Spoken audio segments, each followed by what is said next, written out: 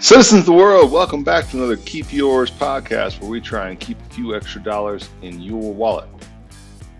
And today's Sunday conversation, you might need a drink for. I've got one. I suggest you might want to pour one because unlike the last podcast where we got to talk about all things positive, on today's podcast, we got to talk about America and our problem with information. And we have a serious data problem and a serious problem understanding and analyzing probabilities and risk. And I'm not sure why this is the case. I have some guesses, but there's just no doubt about it. And over the last couple weeks, so much data has come out. There's been so much, I'm going to call it vitriol at anyone who doesn't want to get a vaccine that makes no sense to me that I'm compelled to talk about it. And it may be that this gets taken down. I don't know. Having a discussion about COVID vaccines seems to be taboo at this point, and I'm not sure why we can't have a discussion about our own personal risks and our own personal choices, especially when we're talking about an experimental, and make no mistake, no drug company has received full FDA approval for a vaccine. Every single one of them are under emergency only, right? Which means we need to discuss what are the international laws regarding emergency vaccines and emergency technology in general. And we go to the Nuremberg Code, and we're going to discuss that. But first, let's just talk about where we're at. All right. So this is these week's articles. The public vastly overestimates the risk of hospitalization from COVID-19. The U.S. public is also deeply misinformed about the severity of the virus for the average infected person. To bring the public's perception of the virus risks in line with reality, the authors stress the need for a more well-informed public. Google this all over the place. The information's out there. And what it said is that more than 50% of Americans believe that if you get COVID, you're likely to have to go to the hospital, which is completely not true. So we're going to go through some of the data a little bit and look at what this is. And why does this impact finance and why am I talking about it? Well, unfortunately, in the financial world these days, we have to ask political questions. And I'm not happy about this. I wish our government was out of it more than in it, but it is. And this is where we're at. So it's not just COVID that we have a problem with analyzing data on, it's across the board. And we can quickly review a couple other things. How about markets? Millennials and Gen Xers more bullish on volatile markets because they've never lived through inflation. They've never lived through a depression. All they've lived through is the last 40-year bull market, right? Well, how does this pertain to today? Because they think that it's a get rich, right? So many people who enter the market looking for a quick buck, they can't handle watching their investment lose value, which means they're going to sell at a loss, right? Well, we have the same thing. Look at how overvalued our current markets are, right? So that's where we came from, financial crisis. Now we're back into, wait a minute, 2 times worth more than everything's actually is and going up. And the Federal Reserve's not stopping any of this. They're just inflating it and causing the problem. So we've got data problems all over the place where everyone thinks it can only go up. Well, what about when it's more valued than it's ever been? What about when it's overvalued more than it's ever been overvalued? It can still only go one way, up. So we've got data problems and risk problems across the board. And today I'm going to talk about some of those. And, well, the COVID scared messaging is a big piece of it. So I don't know how it went in your neighborhood, but when they closed things down, they took the hoops off of basketball courts. I mean, they had, this is a tame picture compared to some of them I saw wrapped up completely where you couldn't use anything, right? And then turns out that the lockdowns didn't work. The disease actually spreads indoors, and locking people in their houses made it better, right? Closing beaches and parks is counterproductive because the virus doesn't spread outside. because it is spread through the air. And guess what happens outside? The rest of the air dissipates what's coming out of your mouth. That's a good thing. Ah, so surfaces it's not transmitted. CDC came out and said this: less than 1 in 10,000 cases are from surface transmission. Yeah? Well, has that stopped anyone from buying hand sanitizer and constant surface cleaning? Not at all. In fact, I pulled up an article where not only did that happen, but they said, hey, that's okay, and let's do more of that. Yeah, this is craziness. So, you know, there's just no reason for all of this to be happening. But look at this. American stockpiling cleaning supplies again, even though research suggests COVID-19 does not primarily spread through surfaces. Not primarily spread, hardly at all is actually what they say, right? But still, people are buying more and more stuff, right? And you know what? There's public health experts say it's okay because it provides a feeling of control over the situation.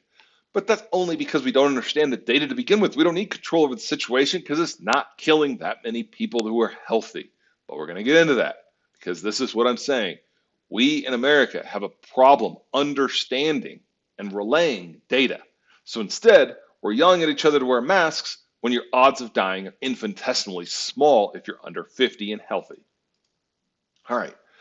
So obviously people haven't got this message because everywhere I go, there's still hand sanitizer everywhere. And every restaurant that I go into, they're still cleaning the tables meticulously after each guest, which is not how this virus spreads. But we don't seem to be able to pick that up. Hence, America, we have a data problem.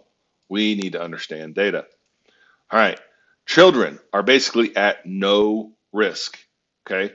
More children died from influenza last year than from COVID. Yeah, let me repeat that. More children died from influenza than from COVID. Okay, so that's what you need to know about children and COVID, not killing them. Who's it killing? Old people, right? Studies where schools were never closed in Europe show that children are not spreading the disease to each other. Children are not these super spreaders that we think they are. No, in fact, they have active immune systems. This isn't affecting them.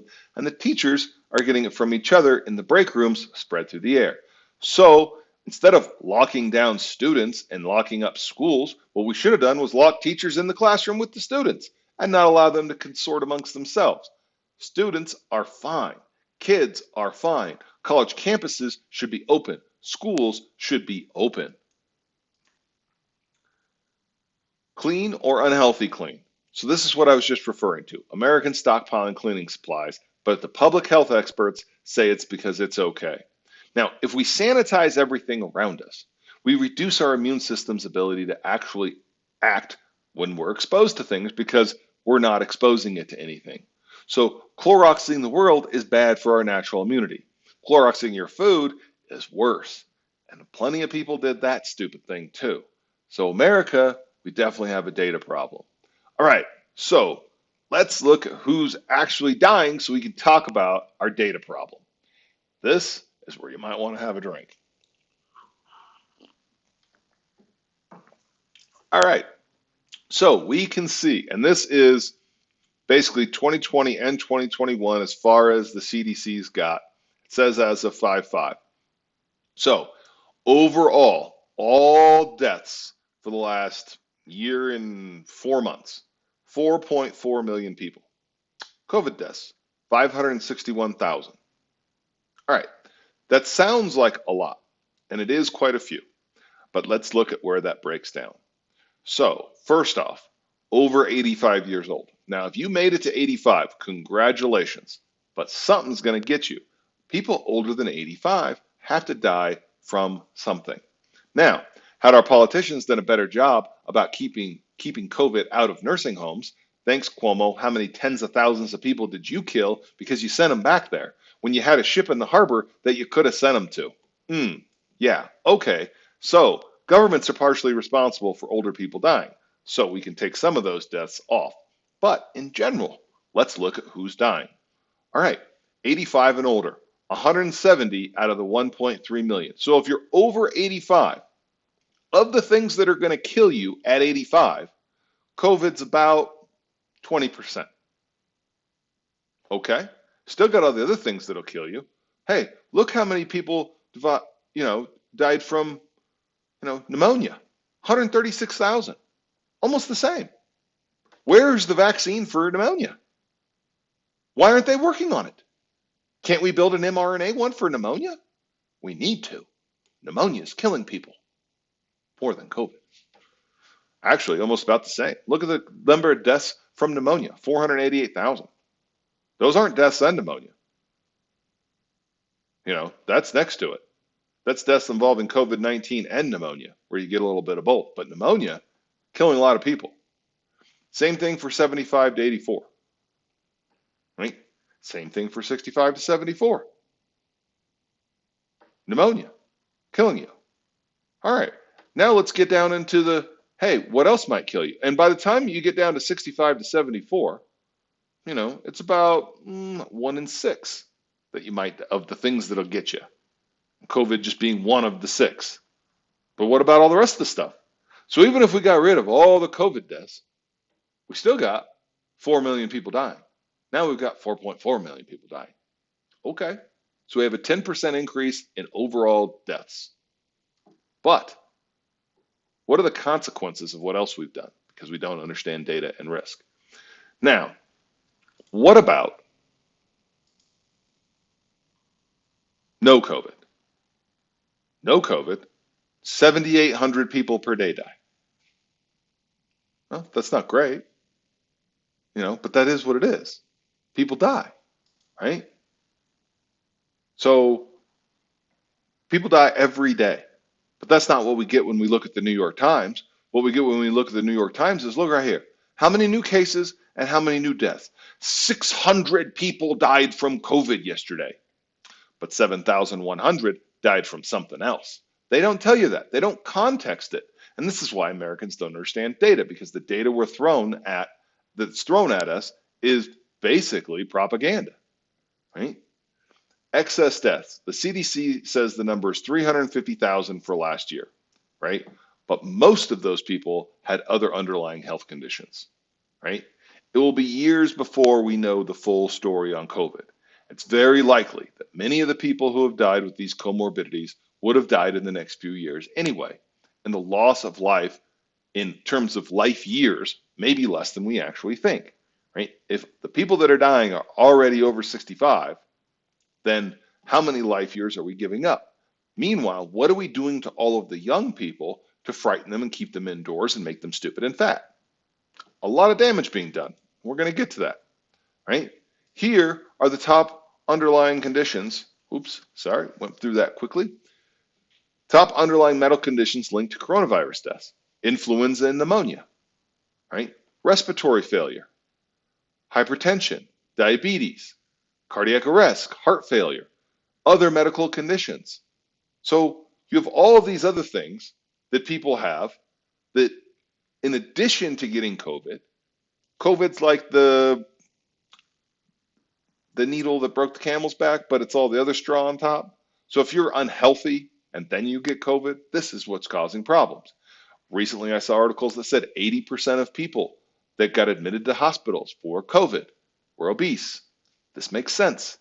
If we're talking about a lung disease and your body's ability to continue to get oxygen, and you have fat on top of your lungs that's preventing them from moving, you're going to have bigger problems with a respiratory illness. And this is exactly what we've seen.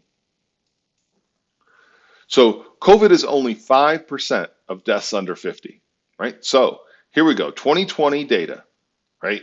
This just 2020. Now, only 1 in 10 deaths was from COVID, right? So you're still, 9 other things are going to get you.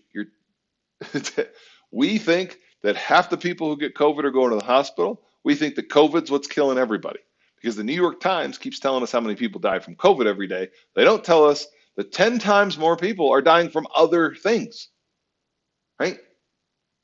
So 10 times more, one other thing's going to get you, not COVID, right? And if you're under 50, look at the data under 50. And here I highlighted it for you. All deaths and COVID deaths. If you are under 50, 5.37% of those who died was from COVID-19, which means you are 20 times more likely to die from something not COVID than from COVID. But we're all stuck in our house, scared from COVID. All right? 48,000 Americans died from suicide. It's the fourth leading cause of death for people ages 35 to 54. Fourth, COVID in the top 10. Look at this. COVID's not top 10. All right? If you're under 50, your odds of dying from COVID are very, very, very small. Your odds of dying from something else are much, much greater. All right? And this is what I'm saying. We don't understand the data. Everyone's worried about dying from COVID. You're much more likely to die from something else. All right. Healthy people are not going to the hospital. This is what we need to know. All right. So as I already discussed, there's other articles that have said 80% of people admitted are obese, right? I know we're not allowed to talk about obesity as though it's a problem, but it is a medical condition, and you cannot find a doctor worth their salt who will tell you that it's okay to be obese, that it's healthy. I don't care how many books are written on it's great to be fat or anything else. That stuff's not true from a health perspective. No health professional recommends being overweight or obese, right? But instead, actually what we did with COVID is a bunch of people put on a lot of weight. Now, this is what's received hardly any attention, and this is from last fall. But look at what's said here. Despite hundreds of thousands of tests, few serious cases have been reported among professional athletes, right? I have heard of no professional athlete going to the hospital. None. Not one. So why isn't the media coverage covering that of healthy people with our athletes at the peak of health, few or no symptoms? Most players testing positive had apparently few or no symptoms. Healthy people, low risk. This is what the data says, right? If we look at the stock market data, it says stocks are overvalued, high risk. We don't understand data in this country. We need to, because if we don't understand the risk, how can we have a proportionate response? And that's what we're missing right now. It's a proportionate response. So the risk doesn't match what we're doing. Look what we've done with schools. All right? As I said, kids, and as the charts show, not just me, not mine, not my opinion, this is the data, right? Look at the data. 194 children under the age of 17 died from COVID, right? 600 died from pneumonia, and 178 died from influenza, right? Not COVID and not COVID. So COVID does not kill children. It's very, very rare, right? So we're going to shut down all of the schools for a very, very, very, very, very, very, very rare occurrence. What's the long-term impact to children from not being in the classroom? The long-term impact psychologically from not being around other people, right? We hear about thoughts of suicide at an all-time high because everyone's locked down, as they should be. What about the disruption to the entire school system, trying to learn over Zoom? And I haven't even gotten to the how about the disruption to parents' lives, but how about their actual education? You can't tell me in what I've seen over Zoom over the last year and a half with these kids that they're learning much of anything. In fact, most of them aren't learning hardly at all. And this has been shown in the test scores that they're way down. How about socialization? It's so important because the kids are around each other and that helps them to learn. And now they're sitting at home in a room on a Zoom call. Terrible. How about industry and what we've done to our economy? Still, we're talking a year later after shutdowns, 8.4 million fewer jobs in America than it was right before COVID. Hundreds of thousands of businesses closed, gone for forever. People bankrupted of no fault of their own. I've talked about that many times. Supply chains are disrupted for years to come. Wood's up 500%. That makes everything expensive for all of us, which we're seeing right now. Look at this weekend's articles. Inflation's everywhere, right? Well, a lot of that has to do with supply chains being messed up. Why are they messed up? Because the government shut everything down, right? Why? Because older people were dying. Well, why didn't we just protect older people and let the rest of us get on with it? Because the rest of us likelihood of dying from COVID is minimal. And for those of us who are healthy, most of us won't even have symptoms. Fat nation. Americans report putting on an average of 29 pounds. So we're already fat, right? 42% of US adults reported undesired weight gain with an average increase of 29 pounds. Now, I don't know where the desired weight gain is. Maybe that was, me when I was 19 trying to put on weight for, being an athlete. That's the only desired weight gain I've ever seen. Other than that, you know, 29 pounds, 29 pounds is the average for half of America. So a disease that disproportionately affects people who are overweight and obese, we just stuck at home and made them more overweight and obese. I cannot think of anything that we could have done that would be worse. It's just horrible. I mean, talk about counterproductive. You know, we're we're making ourselves less healthy with our own immune systems are fighting this off just fine for healthy people. But instead we're locking everyone in their house and they're getting fatter because of it. And we've lost a lot of our rights. This is the part that makes me the most angry. And if this gets pulled down, it's just more validation that this is even true, right? Where's our freedom of assembly? Second Amendment. Nope, can't assemble. Now, there's an exception to this, which if it's for Black Lives Matter, and I'm not trying to say that that's not an important cause to go out in the streets and protest for, but what I am saying is if we can go out and protest for that, we should be able to go out and protest that the rest of our rights are being taken away, right? Freedom of religion. Again, it's in the Constitution. I have the right to exercise whatever religion I want. I have the right to go to church. The government does not have the right to tell me that the church has to be closed. It does not have that right. It's in the Bill of Rights. Now, politicians have gotten themselves enamored with this power, and they can tell everybody what to do. But it's not legal, and it's not right. And unfortunately, our court system should have thrown this stuff out immediately. Oh, but wait, those are shut down too. What about freedom of speech? And again, this is what I'm saying. This may be pulled down from YouTube because it's considered anti-vax because I want to have a conversation around probabilities and risk so that people understand why a lot of people don't want to get a vaccine because it's unnecessary. Because the risk doesn't justify, the risk of the disease does not justify the risk with a new vaccine. So let's talk about vaccines for COVID-19 and let's talk about emergency status. Okay? All of the vaccines that people are getting right now, none of them are fully approved. None of them have been through the rigorous FDA process that they should for a vaccine to become commonplace in America. So instead, they're under emergency use only. What does the Nuremberg Code say about emergency use only? It requires voluntary consent of the human. Voluntary consent. That's not, oh, you can do what I want and we can, make people take something if they don't want to. This is the Nuremberg Code, right? Permissible medical experiments.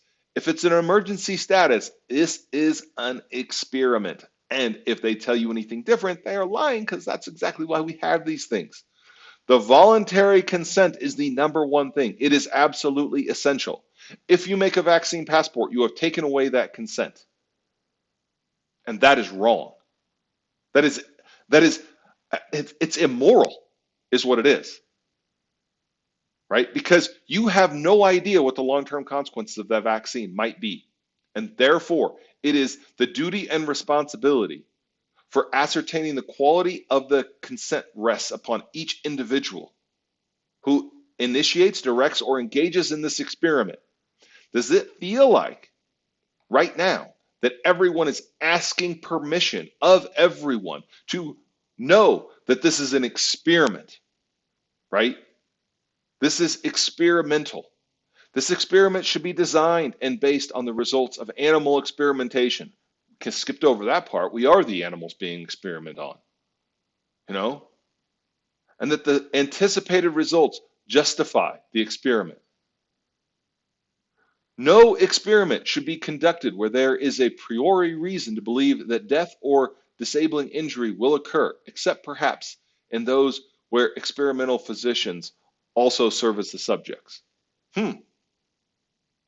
I've heard of death and disabling injuries from people who have taken the vaccine, right? Number 6 is extremely important to us. The degree of risk to be taken should never exceed that determined by the humanitarian importance of the problem to be solved by the experiment. Now, we have way overblown what the humanitarian importance of this is. And when we're talking about children, again, their risk is basically 0. So to give a child a vaccine, to me, is immoral. You are giving them an experimental vaccine for a disease which has almost no chance of ever killing them. Why? Why? You cannot tell me that the vaccine will have as limited impact on children as is the disease. So that's the Nuremberg Code, and that's what it states.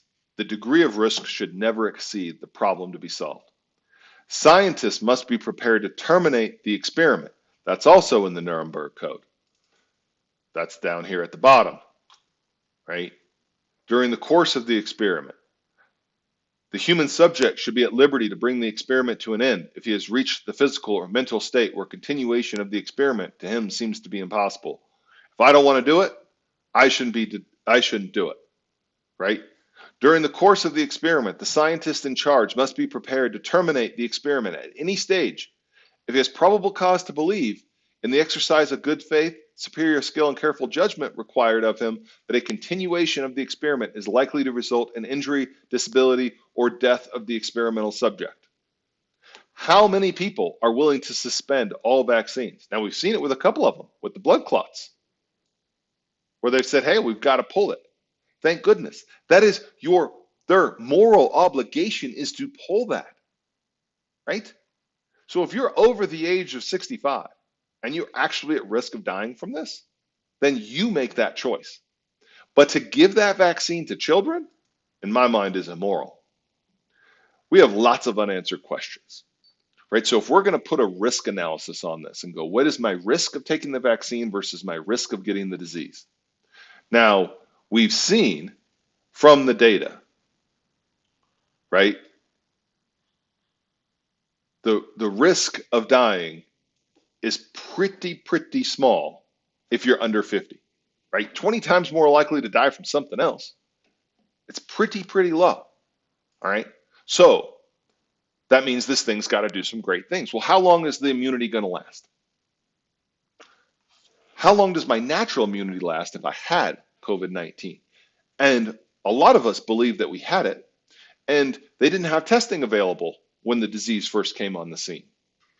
But make no mistake, they said, well, it's likely that 10 to 20 times more people actually have it than the numbers we've tested, because we're only testing people who actually got sick and went and requested services, right? Anecdotally, a lot of the people that I know who got it later and got it and only found out because somebody told them that they'd been tested. I have a guy who I work with, and I said, how was the COVID sickness for you? And his words to me were, if it wasn't COVID and it wasn't 2020, I would have been at work. Now, that's not to downplay that other people have had serious symptoms, right? But people have serious symptoms from things all the time. We have neurological disorders. People have a lot of different ailments. And again, 20 times more likely to die from something else if you're under 50, and 10 times more likely if you're over. So other things are still going to kill you much more than COVID. So COVID isn't this massive killer. It's not going to kill 5% of our population, right? So how long does my natural immunity last? And how does my immunity protect it if I actually had COVID, from new strains? Versus how long is the vaccine immunity? J&J says, well, it's at least 6 months. Okay, so I'm going to take an experimental vaccine and it's going to last me 6 months. And then what? You need a booster shot. Okay, and what are the consequences of the booster shot? We don't know. How could we know? We haven't given anybody one, right? And here's my other question. What are potential long-term side effects of the vaccines? Now, we know there's potential long-term side effects of COVID. Some people still have, whether they want to call it COVID lung or something else, they still have residual effects from getting sick. Now, how many people are going to get the vaccine and have long-term side effects? Well, we can't possibly know because we haven't had a long term to find out.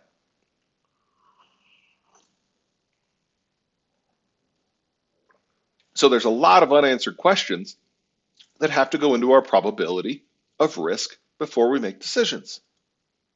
Now, risk versus risk. So I have the risk of the illness and I have the risk of the vaccine. And to pretend that either is zero, right? If I was a COVID denier, then I would say that there was zero risk of COVID. But I'm not at zero risk. It's possible it could kill me, right? But it's a low risk based on the statistics and the probabilities, right? And equally so, to say that there is zero risk with the vaccine would be to deny what everyone has told me from getting sick from the vaccine and all of the reporting that's happened online. So there is risk on each side. So you have to weigh one risk versus the other to make your own personal decision, right? And since Americans, 50% of us believe that if you get COVID, you're going to the hospital, I don't think we're doing a very good job of risk analysis. And risk analysis and probabilities is exactly what feeds into investing because that's your job, is to figure out probabilities, not what's going to happen because none of us know. Long-term side effects are unknown. It's anyone who says different's full of it because we haven't had a long period yet. So how could we possibly know? That's long-term side effects on both sides. Long-term side effects of COVID and different strains, long-term side effects of vaccines and different booster shots. Also unknown. If I had COVID, will my natural immunity give me greater resistance to future strains than vaccines? How are we going to know? Are we going to have studies where people who had COVID and did not get a vaccine are then exposed to a variant, and people who didn't have COVID but got a vaccine are exposed to the variant? Is that study going to happen? I don't believe it will. So how will we answer this question? I don't know, but it leaves uncertainty. And uncertainty changes probability. Is it possible that my natural immunity from having had COVID will be better than any vaccine immunity that they could give me? I don't see how that could not be possible. If I've already had COVID, fought it off, and now I have immunity cells within my body, then wouldn't the next strain be recognized by my body as something similar and my body be able to fight it off just the same? It seems logical to me. Now, I don't know the answer to the question. I'm raising questions. That's what we do when we're trying to assess probabilities. Try and raise all of the questions. We don't have answers to everything. You never do. If we knew everything that was going to go on, we'd be like Biff in Back to the Future with the guidebook of, all the bets to make because he already knew it was going to happen. None of us know what's going to happen. The risk of dying or even go to the hospital for healthy people under 50 is very low. That I do know. That has been shown. All right, so let's look at the actual risk versus the response conclusions. And these are my conclusions. Feel free to draw your own. This is what I say. Vaccines in children. We need to stop immediately attacking Joe Rogan. It's international ethics that say you should not give vaccines to children. Joe Rogan, both of his daughters had it. He said on his podcast, I would not recommend children getting a vaccine. The virus impact to them is minimal. That is proven out in the data thus far. To give children an experimental vaccine for a disease that is less likely to kill them than the flu, and we're talking about a brand new technology in a vaccine, which we have no idea of long-term consequences, and children have the longest term to go, that's immoral in my mind. The Nuremberg Code says you should not do this. And children can't consent to knowing the risk of this experimental vaccine. Now, if this was killing 10% of kids, that might be different, but it's killing basically none.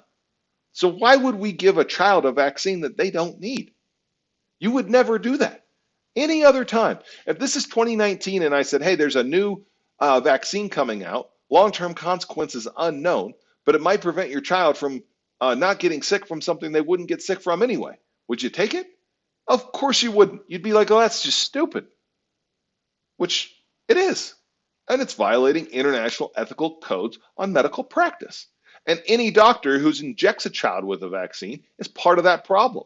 And those children, if they have problems, should and will come after those people for giving it to them.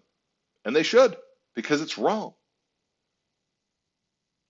Requiring experimental vaccines is also a violation of human rights. So anyone who's talking about a vaccine passport for an experimental vaccine, i.e. Cuomo, I'm back at you. So in addition to killing all the people in the old folks home, now you want to break ethical codes agreed at Nuremberg on experimental vaccines and require COVID passports for anyone coming into your state, because that's the important thing to do. No, it's not. No, it's not. It denies all risk analysis. You know, we need to protect old people. That's it. That's it. The rest of us are okay. And if you're at high risk because you've got hypertension or diabetes or one of those other underlying conditions that people happen to be dying with COVID, then maybe you want a vaccine. But for the rest of us, it doesn't make any sense. This is my conclusion. America is unable to assess risk, whether it's the stock market, whether it's Dogecoin and the value of Dogecoin going forward, or the other 9,000 coins that were created last year that have no intrinsic value, that use energy all of the time and produce nothing. Those are assets of great, great value going forward. No, they're not. We're not assessing risk. You know, we all think that we're going to the hospital if we get COVID, which we're not. There's no healthy people going to the hospital. Very, very few. I won't say no. I'll take that back. That's my mistake. I won't say no. Very, very few, right? But you're 20 times more likely to die from something else.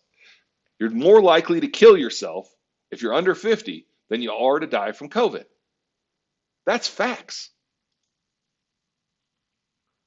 So, the government believes it can fix everything, but it's the cause of most of these problems. It's the cause of this hysteria. They're the ones that required the lockdowns. They're the ones that refuse to look at the science. They got their political, scientists out there. Fauci's not a scientist anymore. He's a political crony. He's been there for forever. This is the guy that said, no, masks are bad. Now you have to wear a mask. Now you need 2 masks. The efficacy of masks is questionable, right? But we certainly know that the surface stuff is all nonsense now, but they got everybody cleaning all the surfaces. Why? So now we're supposed to trust them with an experimental vaccine, right? When we've done 0 testing with just the virus itself on viral load. And this is where I say, look, if you want me to get a vaccine, I want an option. I'd rather just go sit in a room and be exposed to the virus and get the actual virus, of which people like me who are healthy have very few symptoms, if any at all, and usually walk right through it. I would rather have that and natural immunity than get a vaccine, an mRNA that's never been used before. It's experimental. Furthermore, we've way overreacted, whether it's closing schools, closing businesses, keeping everyone locked in their houses, where, guess what? The virus spreads. Wearing masks all the time. If any of these things worked, then the spread wouldn't have just continued rampantly. But despite the fact that none of these things work, and now there's evidence that shows they don't, what do? Do we flatten the curve? No, we didn't flatten the curve, right? We said that we can't have a curve anymore. And of course, all the things we did to prevent the curve actually created the curve continuing. Oh, the irony of what government can do, right? We can't stop things from passing through. Viruses will pass through. We can't stop natural disasters. We can't stop the Himalayan mountains from growing, right? We can't stop this, right? We're not going to be able to stop all these variants from being around for forever. And we're not going to be able to inject everybody with vaccines every 6 months. Everyone's not going to put up with that once they understand the underlying risk. Now, if you're older and you're at higher risk, you've got a different scenario. But for everybody under 50, you're more likely to kill yourself than die from COVID. 3 million people die every year in the United States. Nobody knows that info, but everybody knows how many people have died from COVID because the New York Times is here to tell you every single day on their page. United States, new cases, new deaths. This is their front page, NewYorkTimes.com. This is not some sub thing that I had to go into on COVID. This is what they're showing every single day. Zero context. Shame on you, New York Times. Why don't underneath that you put total US deaths? And if it's 607 and the average is 7,200, 8,000 people died today, but only 600 from COVID. So this is why America's so damn scared. We've scared everybody by giving them one piece of the data without the other. We lack context, and therefore we can't understand probabilities. When we actually see the total deaths, when we actually see suicide, look at this, suicide, 35 to 44, 7,500 people. This is 2019. 8,300 people, 45 to 54. 8,000 people, 25 to 34. 6,000 people, 15 to 24. That's committing suicide every year. COVID killed what? What did we add that thing up to before? It's a small number, like 15,000 or something. More people are dying from suicide than from COVID. And oh yeah, by the way, the lockdowns are causing more people to want to commit suicide. So we have to context how many people are dying with how many people are dying from COVID. I told you need a drink for this one. Risk versus risk and personal decision making. All right. So I get to decide what I put into my body. That's freedom, right?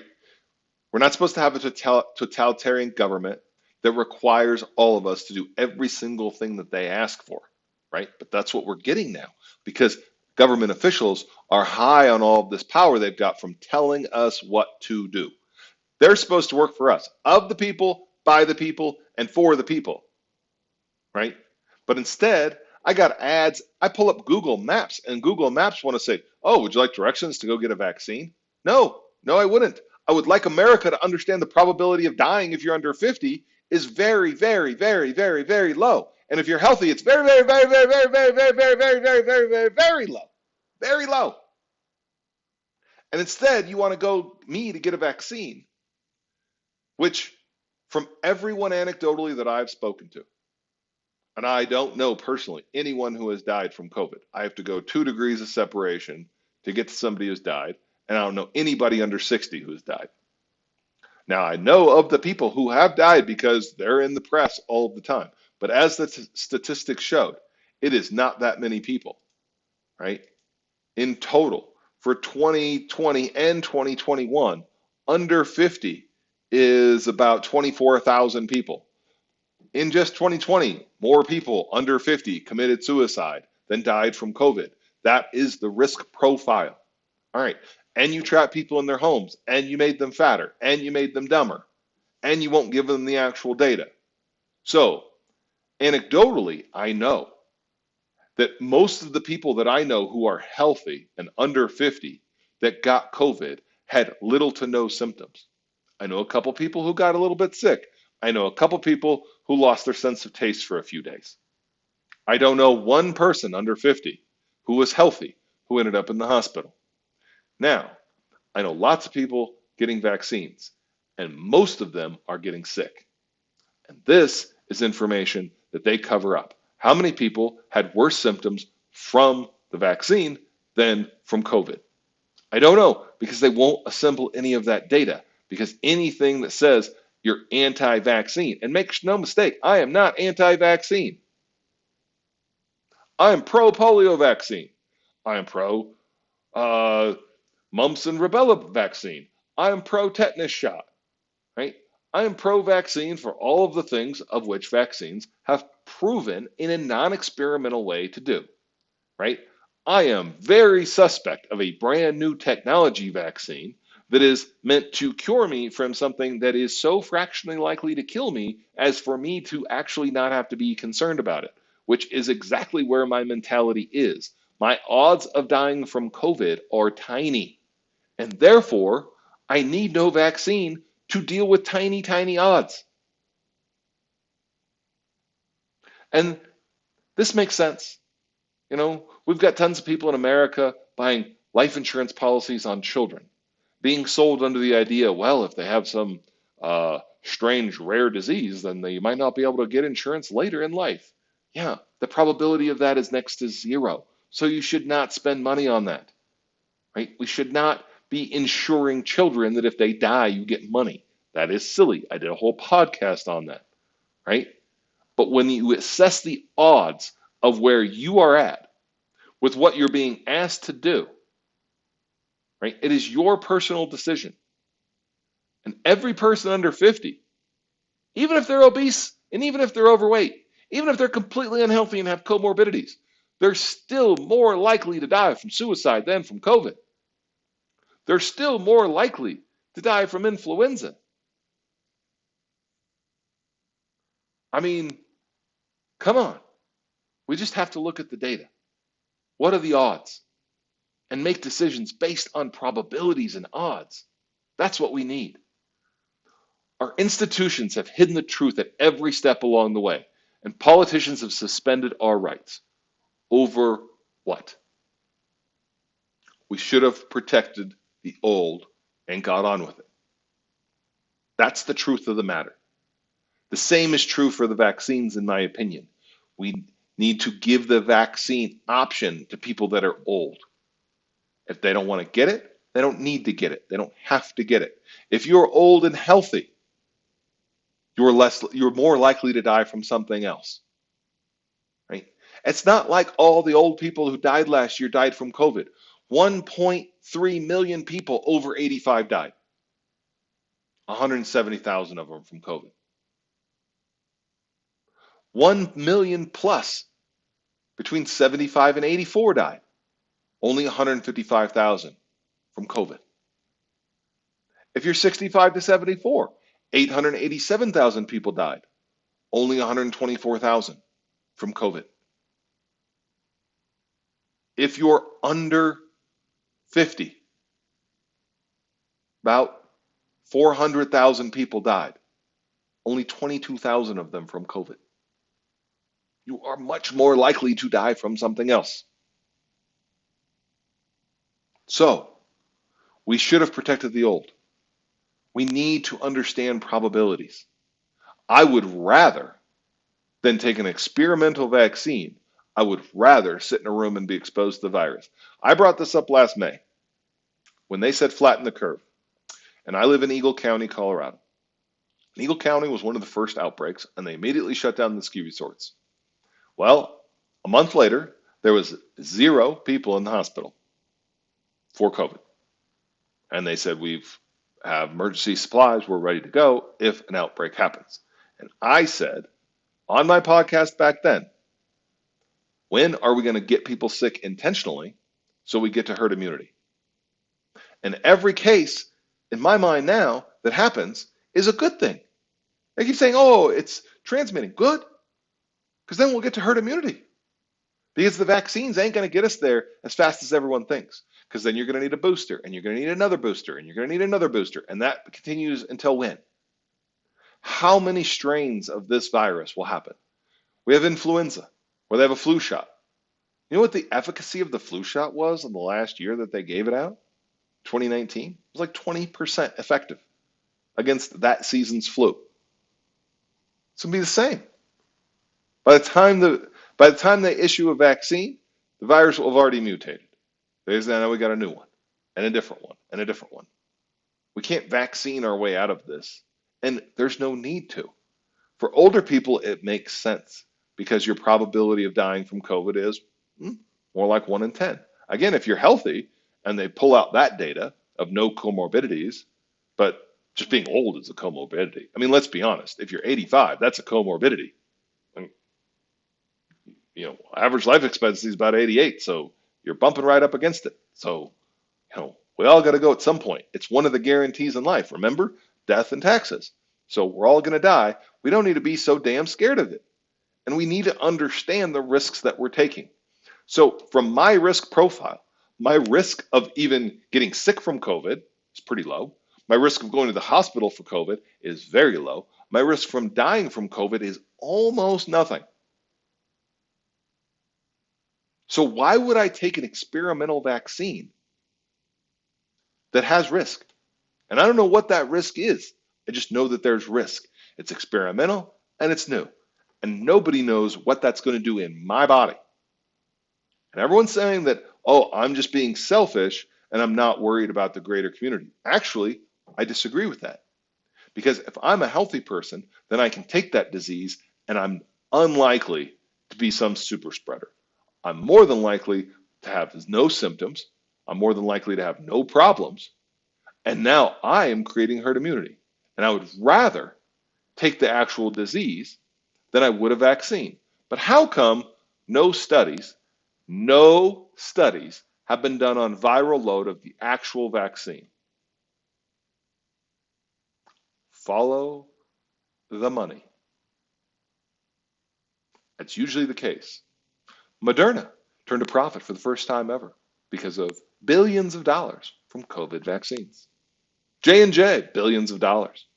All of these companies are making billions of dollars. Oh, and who's paying for that? We are the taxpayers. Yeah, federal government's funding most of it, I'm sure. Because we don't want people to have to pay for these vaccines. Not round one. We treat them just like a drug dealer does. First one's free. Come back when you want more. Then we'll charge you. And now you're going to need the booster. And what's the ramifications of those boosters? Nobody knows because we haven't had long enough to find out because it's an emergency vaccine. Now, I still personally believe that this virus was created in a lab. And if it wasn't, then China would be a lot more forthcoming with the information on the original patients. But I think that they will find that those original patients, whose blood the Chinese, I'm sure, have, show that it came out of a lab. And that's why they're defending it and then telling the WHO to not investigate it and not giving anyone access to resources when they're actually in China. And that's to be expected. It's a communist state. What are you going to do? But these vaccines, we know, are experimental. And I would rather take my chance with the organic material coming out of somebody's body than I would with an mRNA vaccine that's never been done before, being rolled out for the first time, and everyone being told to take it right now, whether you're at low risk or not. So here's my thought. If you're under 50, your risk of dying is pretty damn small. So we shouldn't be wearing masks. We shouldn't be doing anything. If you're over that age and you feel at risk, go get your vaccine if you want, or wear a mask if you want. But stop telling other people what to do for your safety. That is not our requirement. Everyone's personal safety is their own. And it is unethical to pressure anyone into taking an experimental vaccine. And that message needs to get across to the big companies who are also pushing this out. And that is what I have to say about why I'm not taking vaccines. So thanks for listening. I believe we've got a serious problem in this country when it comes to understanding data and analyzing percentages and odds. And if you're going to be an investor long term, these are skills that you need to have. Probabilities. What is the probability to create my action? If there is a high probability, then it's a call to action. If there's a low probability, then it's usually not a call to action. Or if there's a low probability of that investment, going south, then maybe it's a better investment. Versus if there's a high probability, high risk, then I better get more out of it, right? So let's take this probability conversation really quick and just talk about, let's say, the bond market and buying long-term treasuries right now. So if you buy a bond right now, let's say you buy a 10-year government treasury and you get about 1.5% interest, what's the probability that inflation is more than the bond coupon? And what's the probability that the government doesn't have the money to pay you back because they owe $24 trillion and then some? So you have a probability of default on the bond, and you have a probability that inflation is more than the coupon rate, which means that you're losing money by giving this somebody to borrow. So you have all of the risk with very little reward. So from a probability perspective, that tells me do not buy government bonds. And that is how we apply probabilities into the investment world. What are the probabilities of things happening or not happening? We do this when it comes to regulation. What's the probability of them increasing taxes next year? Well, there's some reasons to do it, some reasons not to do it. What's the probability of them increasing corporate taxes? What's the probability of the next Biden spending plan getting through? What are these probabilities? And based on the probabilities, we take action. When it's higher probability, we assume that's more likely to happen, and we take action. When it's low probability, we assume that's a low chance to happen. Maybe we don't have to do anything, right? But this is how we should make decisions in our lives based off of probabilities. So let's say, if there was a 10% chance that you would die in an airplane crash if you flew 20 times a year, I'm pretty sure people would fly not so much. But instead, actually, there's a very low probability. You're more likely to die in a car on the way to the airport, right? And we talk about probabilities from car deaths. 70 to 80,000 people die every year in car deaths. So there's a probability that you will die if you get in a car. You know that when you get in the car. You accept that probability, right? Because the ability to travel quickly and easily outweighs the probability of you dying, right? And if you don't drive recklessly and you follow all the laws, your probabilities of dying go down, you know?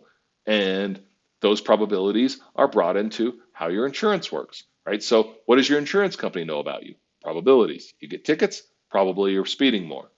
You know, you have car crashes, probabilities that you don't know how to drive increase, and therefore your insurance rates rise, right? This is how markets develop prices based on probabilities.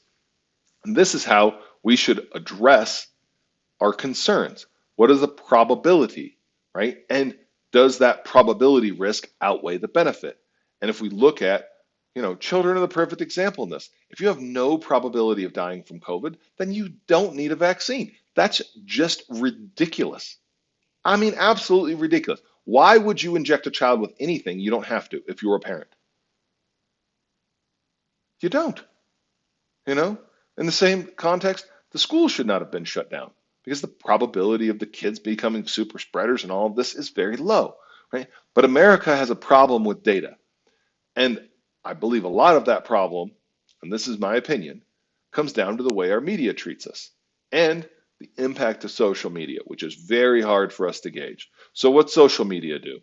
Well, social media puts us in the spin, right? So whatever it is that we're angry about, because that's, watch The Social Dilemma, tells you right up front, right? This is how we get people with fear and anger, and they pay a lot more attention to that, right? So we're going to put them in a silo of where they think and what they want and give it to them over and over and over and over and over again, right? And in the same context, our media is partly to blame. Why? Because we don't talk about positive things. We don't talk about the low probability of dying if you're under 50, that only 22,000 people have died under 50, and more people have died from suicide in the last year.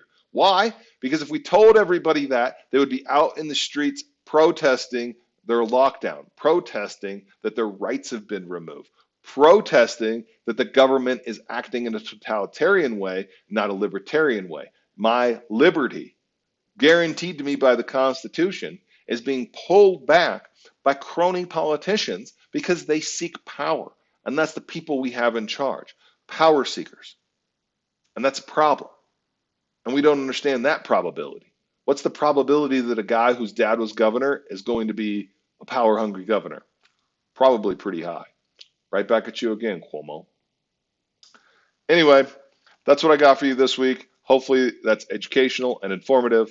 That tells you why I am not taking a vaccine, because the probability of me needing it is very, very low. I believe that I've already been exposed to coronavirus. I believe that my natural immunity is much stronger than any coronavirus immunity I will get from a vaccine. And therefore, the probability that something from that vaccine does not sit well in my body is much higher than the probability that coronavirus will actually hurt me personally. And therefore, I'm going to make the libertarian personal decision to not take a vaccine. And that is, I understand everybody else's arguments, and I've heard them loud and clear, right? I am not trying to get old people sick. I'm not trying to do anything against anyone else. I am simply evaluating the data and choosing not to take an experimental vaccine that may have long-term consequences. And no one can tell me that it doesn't because we haven't had a long enough term yet to find out. That's just facts. So therefore, based on the probabilities of the risk of coronavirus versus the risk of a vaccine, I take my chances with the virus. Thank you very much. That's what I got to say about that. Thanks for listening. Please share with your friends and family. Hopefully this one doesn't get yanked down, but I wouldn't be surprised that it is, because freedom of speech is also a high probability they're trying to take it away from us. And that's unfortunate. We'll have to do something about that going forward. All right. Have a great Sunday. Thanks, everyone. Talk to you later.